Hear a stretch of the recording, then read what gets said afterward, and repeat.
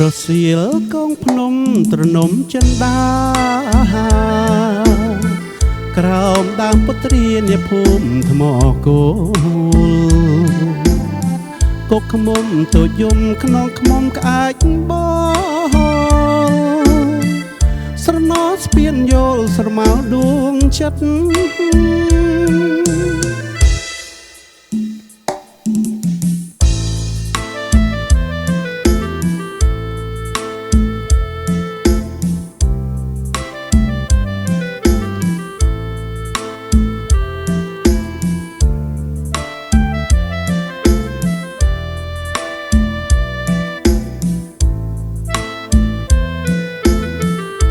ថ្ងៃនេះយើងស្គាល់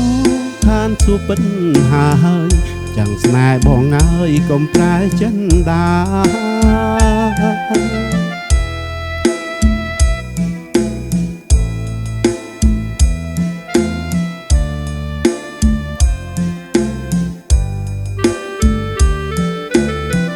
បាក់បងក៏បត់អូនឲ្យសូនដោយខ្យល់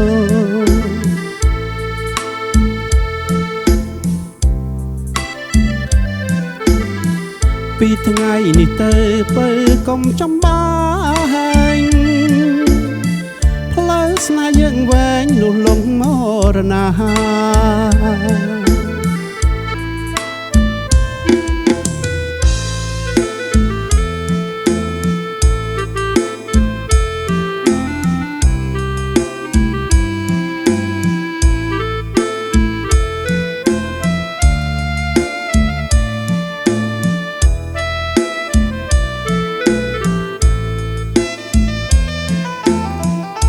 ថ្ងៃនេះ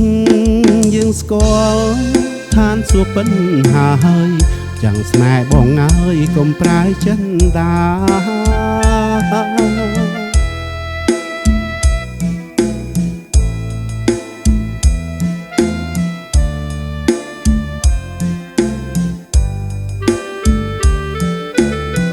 បាក់បងក៏បត់អូនឲ្យសូនដោយខ្យល់